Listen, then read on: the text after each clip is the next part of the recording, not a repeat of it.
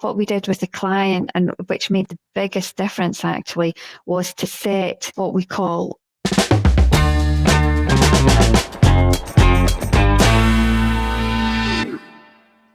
Hello, I am here with Siobhan, who is one of our senior client managers. How are you doing today, Siobhan? I'm good, thank you. How are you? I'm good. So today we're going to be talking about strategy and planning when it comes to PPC, something we are very passionate about here at PPC Geeks.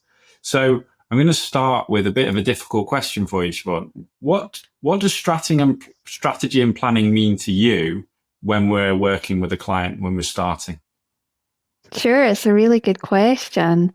So for me, strategy and planning means working with our clients very early on to establish what their targets are, their goals, their key objectives. It's very important that we know this early on so that we can plan a strategy accordingly. With Google Ads, nothing is a kind of quick fix and nothing happens overnight. And therefore, the more aligned that we are with what the client's looking for, the more that we understand their goals and targets, the more we can educate the Google Ads algorithms around what exactly it is that we want to achieve. Yeah, I always liken it to when you've got a problem, not just in PPC, but with marketing campaigns, it's too easy. Human nature is just to jump in and try and fix things, start clicking about, finding issues. But often we have to take that step back, don't we? And begin with what are we actually trying to achieve here? What ends are we trying to get to? So what kind of questions do we ask clients to tease that out? Because sometimes they might understand that conceptually, but it's not how they operate. Yeah, it's to come back on your point there, just before I answer your question, it's probably one of the biggest frustration maybe that some of our clients have when they come to such shift in mindset, because everyone wants, a quick fix and they want a performance change now, and that's understandable. But again, we find that making constant changes, all that does is it makes performance, it kind of drags out any performance improvement we might see. So in terms of questions that we ask our clients are things, for example, what are your objectives? What do you want to achieve? And it can actually be quite an in-depth conversation because sometimes the clients themselves aren't very sure exactly what they want. For example, some clients might say, well, they want an increase in sales. Well, actually, is that they want an uplift in their revenue? Do they want to improve their return on ad spend? Do they want an increased volume of transactions that go on? So it's very important to pinpoint the specifics. And again, some of our clients have to almost go back to the drawing board a little to work out internally within their business what exactly is it that they want to achieve. Yeah, and I think some of those goals don't always go hand in hand, do they? They kind of can be counter to each other. So we could get a really high ROAS target, but only sell one unit, and that wouldn't wash for the volume that they might need to do to get keep their workers in a warehouse busy, for example. So it's about, we always start, don't we, with getting back to those business objectives themselves and what the business is trying to achieve, not just the marketing department and not just the layer below that, which is the PPC, and looking at it holistically. So when we're doing that, there's certain things we need to know, aren't there? So margins that they might have for the products, past performance, expectations, seasonality. What kind of analysis would you do at the start of a campaign or a start of an engagement with a client to get more idea on those kind of things? Yeah, that's a very good point. What we do is we will look at, for example, past performance, past history of the account. For example, if it's seasonal, we can see what the seasonal trends have been that enables us to prepare to either ramp up or ramp down, depending if we're entering into a high peak or low peak. It also means that we can have a more balanced strategy throughout the year. So, for example, it may be that we have one strategy for clients' peak season and another strategy for their low season. Often, for example, in peak season, there's an increase in demand. We want to increase budget. And we want to be able to ramp up and ramp down from that in a successful way, in a very measured way.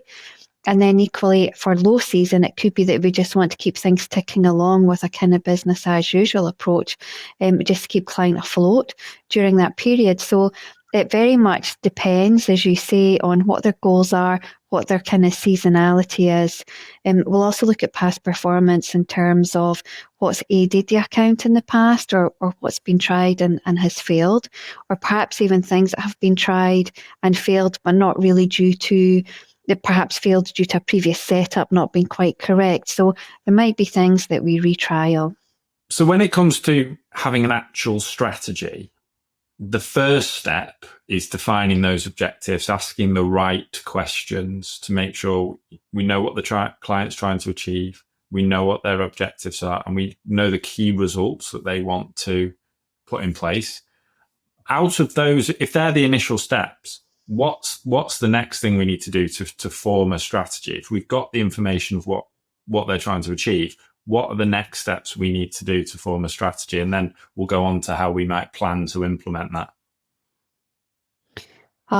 Yeah, well, coming back to what you were saying earlier, there's normally a few different objectives that we have to meet. So, for example, as you mentioned earlier, it could be that one of the strategy is to, or one of the goals is to improve ROAS, but also the goal is to spend X amount of budget. Often it can be easy to achieve a good ROAS if you don't spend very much.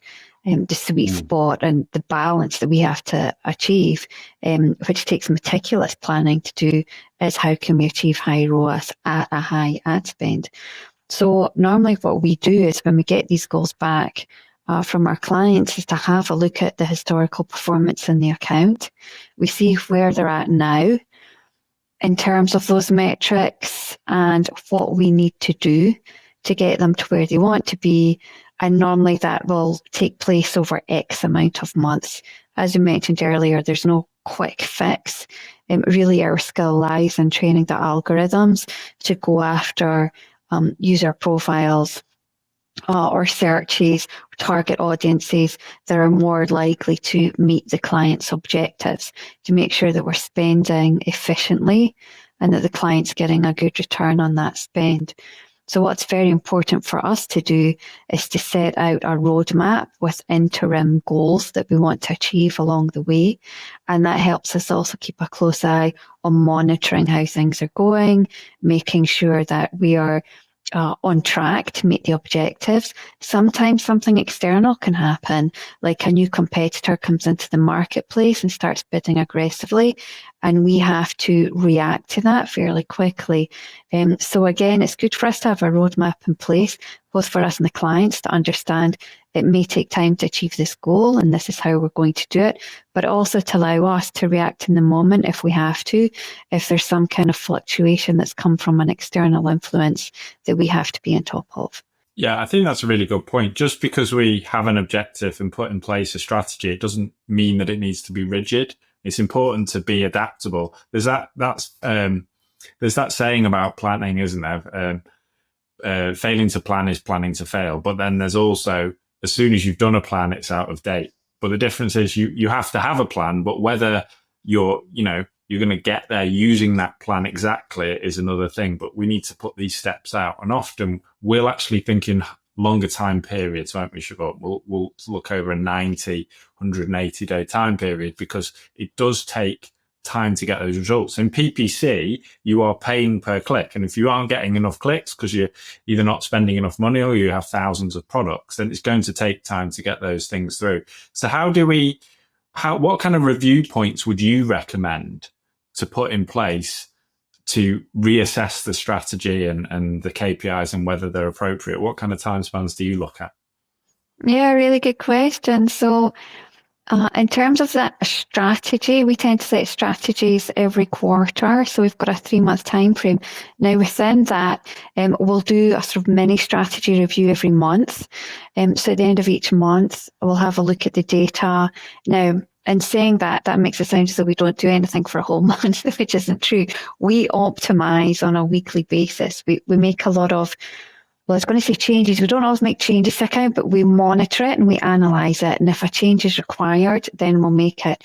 Now, we do that on a week by week basis. Now, normally those weekly changes or that weekly analysis is more just little tweaks and adjustments to make sure that we're on track. For example, little things like budgets might fluctuate one way or another. We might find there's just sort of some CPA tweaks here and there required. So these are sort of small tweaks and optimizations. We generally don't make large strategy decisions based on week by week data because it's not enough time. We find weekly fluctuations where performance can go up or down in any given week. We need at least 4 weeks worth of data to make more of a consistent decision as to whether we need to make some kind of change or a kind of bigger change than those weekly ones. Now, again, that can be, for example, if there's some kind of external fluctuation, it could be that we see something impact performance that week, but then it clears again the next week. If we're seeing something impact performance over 2 or 3 weeks, that's when we need to start looking at making a change to mitigate that. So, in answer to your question, we would do large strategy roadmaps, reviews, plan for the next quarter every 3 months. Within that, we'll make a monthly review whereby if we need to react to something in the external marketplace, we will do. And within that, we make weekly tweaks and adjustments to make sure that we're staying on track. Yeah, and it's important, isn't it, to always hark back to those objectives that are trying to be achieved. So we would have a stage plan. It's reviewing what's happened in the last 90 days, say what are we wanting to do in the next 90 days, but that's overlaid with seasonality, or you might have Christmas or Black Friday coming up. I mean, we've got some clients who sell things like garden equipment and garden furniture. So the time of recording this, in February, we're starting to plan for their peak period. We have other ones that, e-commerce that are very backloaded to the Black Friday, Christmas time. They're doing different strategies to growth and maintain and brand building. So it's having it. It's all that I just want to make the point that it's always evolving. What we're trying to achieve and the strategy. So what are some of the foundational principles when it comes to actually putting those plans in place? So, for example, we know with PPC there's learning periods. We know, and we've proven time and time again, that we have to have a foundation to build on. You can't, if a client wants to grow, the worst thing you can do is just throw money at it because the only winner is Google. And we know that once you've defined a strategy, at least stick to it for a reasonable period of time. Otherwise, if you're changing, you're constantly in a learning period, and both literally and figuratively in the data, etc.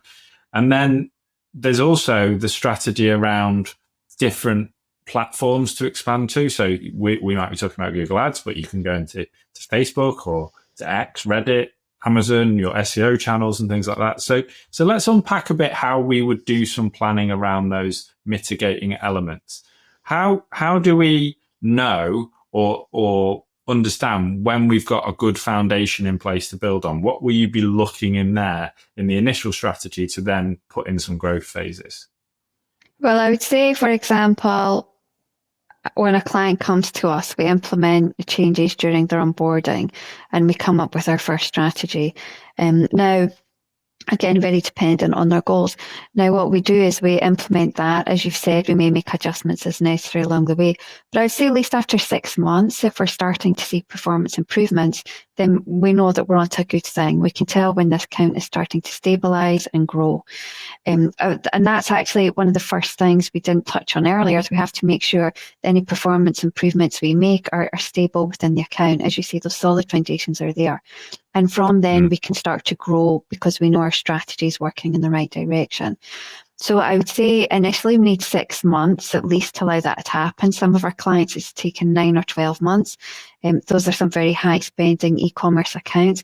But again, because we've taken a very slow and methodical approach, we haven't just tried to do some kind of quick fix, which as you say only benefits Google, doesn't really benefit the clients. We've laid some really solid foundations for our clients where their accounts have really started to grow and perform. And they have met and exceeded their goal expectations. So that's really super. But as I say, we need to make sure the account is stable, there's signs of performance growth, and when we know that's the case, we can suggest expanding out, for example, into other areas, as you've described, such as social media or Bing or other platforms.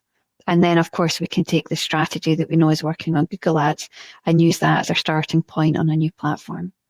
So that in itself is part of the strategy. It's saying, okay, are we going to concentrate on one platform for now and then get to a certain point, put some metrics or measures or milestones in place before we expand out? We see a lot of people, don't we, who come and they just feel like they need to be everywhere and maybe they're spread too thin. So a lot of our time is guiding clients into doing strategy the right way in terms of which steps to take at what points in time. So that's definitely a key thing. Let's talk about some specific examples, because I think we're talking about this all conceptually, which is all great, but when we've got a few specific examples, it shows how we put these principles into play. So you recently worked with a major charity, didn't you? Now, charity is, I like using this as an example because what they're trying to achieve can be quite different, partly because they get money from Google and Google has restrictions, but partly because they're not just selling widgets and they just want a ROAS, they want other actions in place. So without obviously naming who they are, could you walk through briefly what kind of process you took them from objective to strategy and planning and then review points to meet their goals? So this is a really good example whereby with a charity, as you said, their goals are very different. It's not that, for example, they have big sales goals to meet or revenue targets or that kind of thing.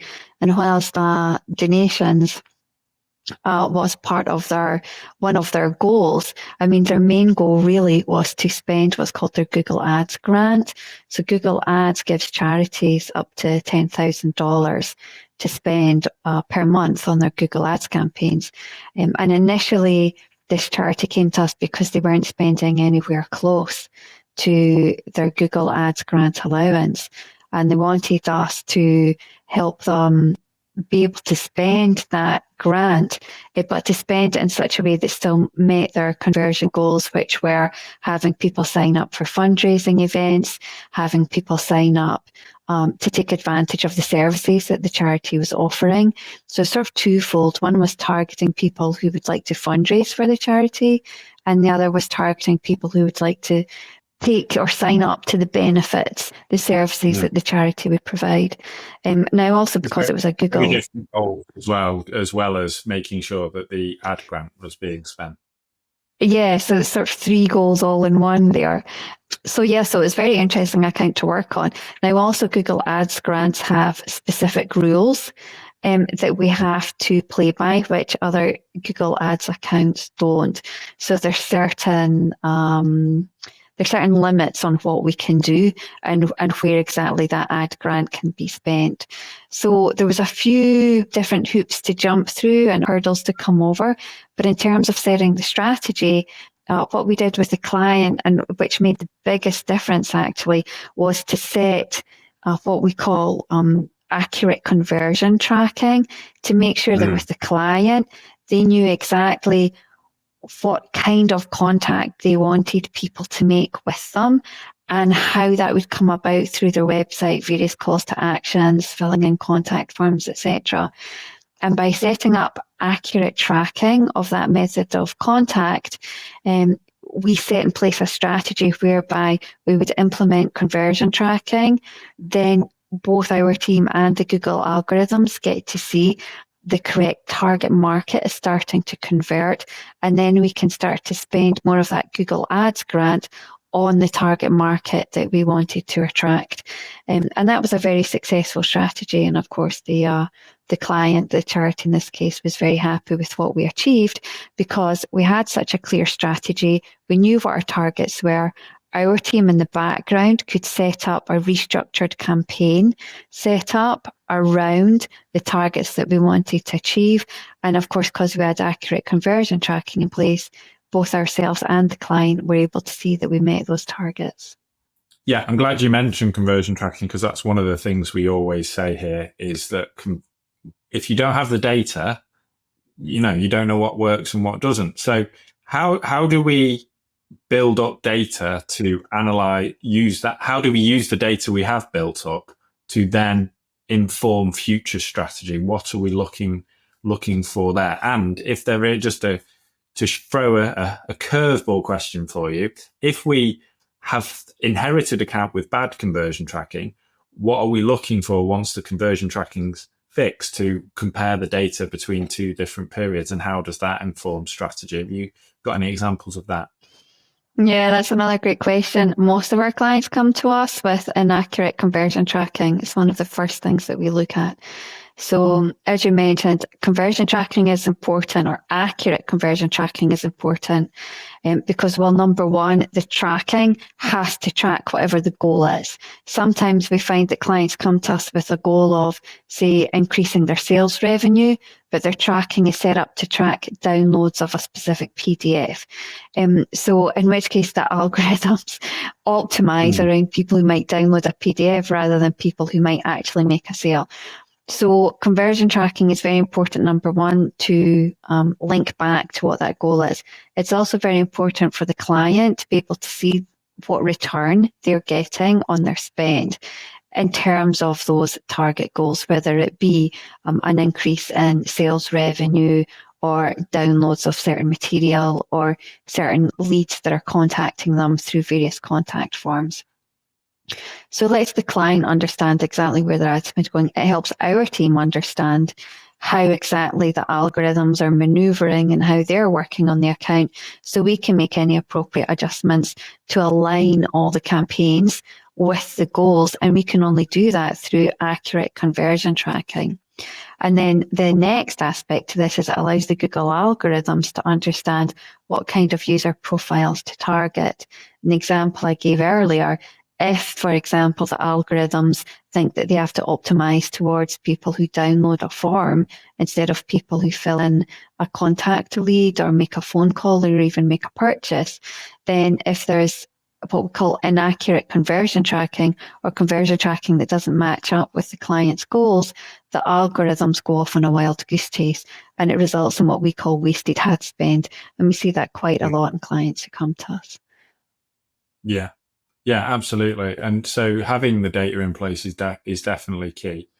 What I'd like to talk about now is to talk about an example, a different example in a different industry of where the strategy that we put in place in PPC is overlaid with a wider marketing strategy. You might have some examples yourself, but I'll give an example here of we work with several food companies.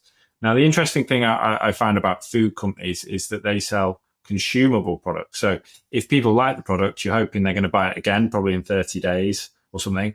Whereas if you compare that to selling, say, beds, people are buying those, you told to buy a bed every 8 to 10 years, I think. So there's a different metric there.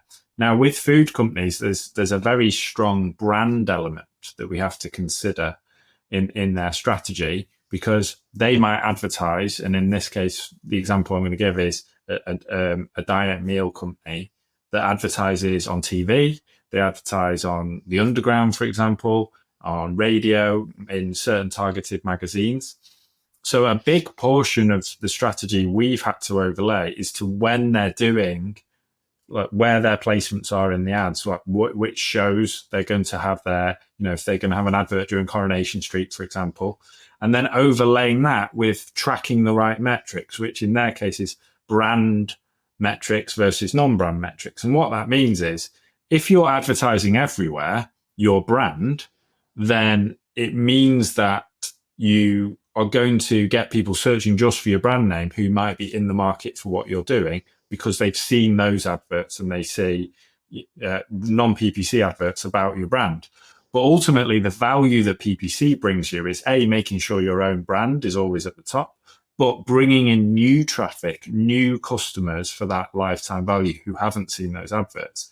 And that's an example of how we need to consider in our strategy the wider marketing objectives of what the company's doing. Do you have any further examples like that from your client base of where there's what we do isn't just standalone, it needs to fit in with an overall marketing objective? I think that's partly the charity client, but there might be some other ones. Yes, so often what we'll do is we'll ask clients in advance for their promotional calendar so that we can understand when there are other kinds of promotions or adverts being placed that are non-PPC. And we can make sure that, for example, we're putting more budget into their brand campaign during that period. And also what we'll do is we'll make sure that our messaging is the same. Often there can be special offers or promotions that we can put into the ads. So there's that kind of consistent messaging on top of just the standard brand messaging. So there's that. And also what we find is that, for example, an example is coming up whereby we find that certain channels perform better for some things than others. For example, for one of our clients, which is one of our food-related clients, we find that Google Ads works very well for sending them people who are looking to have takeout or delivery. Now, Google Ads is very good for that. So sort of like in the moment, you search for whatever meal you want and an advert pops up and then you go on to buy it. Whereas that style of advertising doesn't work so well on meta ads. And what we found is that on meta ads, because it's not that in the moment style of search and then advert pop up, that those similar campaigns don't work as well on meta ads. Other style of campaigns do, but not one specifically targeting an in-the-moment delivery service. So that's also very interesting in terms of collecting data around what does and doesn't work on different channels and platforms. Yeah, I think that's a really solid example of, there's that saying, if you've got a hammer, everything looks like a nail. And that's a good example of, you've got the intent-based Google search it's almost, if you want to get a takeout, it's a very quick decision, isn't it? And it's almost like an emergency dentist. It's high intent. You need to do it. Whereas you want people to be aware of your brand. And that shows you how we take the client's objective down to the strategy we put in place, the plans we put in place, then filter out to how are we actually going to try and achieve those objectives in the right way. Whereas if we flipped it on its head and we just started with, this client wants to do Google Ads, everything looks like a nail and we'd just be whacking it. And that's why it's so important to do things methodically in the right way. I was going to say another thing we should mention while we're touching on brand, because it's a question that comes up quite a lot from clients, is do they need any kind of brand campaign? Because if someone's searching for their brand, they'll probably find the client through the organic listings, particularly for clients who have quite a high organic listing. And what we have found is that that's not the case. When people search for a particular brand, if there's competitors advertising against that brand name, then even if our client is number one on the organic listings, there's still going to be 3 competitors advertised above them in the listing on a mobile. That's all you see. So there's a great potential for competitors to poach potential customers that would be going to our clients. And that's what's happened. That's what happens a lot of the time, which is why, again, as part of our strategy and planning, we'll have a look at, well, what's the competitor landscape like? Are there competitors bidding on the brand name? And do we need to set aside a certain amount of budget to prevent competitors poaching potential customers from our clients? Yeah, and again, that's an excellent example of, you can have all the strategy and planning in the world, but you need to still be cognizant of what's actually going on in the market environment, don't you? Mm-hmm. And be reactive, which is why your plans need to be fluid enough. Well, I think that was a great tour of how we do and think about strategy and planning and why it's so important to PPC. And it reminds me, it harks back to the foundational principles here of you need to track everything, you need to have a plan, and you need to focus on the right things. And ultimately, if you take those core principles forward, it doesn't matter what you're doing in marketing, they're going to be things that we get through. So thanks for your time, Siobhan, and we'll see you on another PPC Geeks podcast soon. Thank you. You're welcome.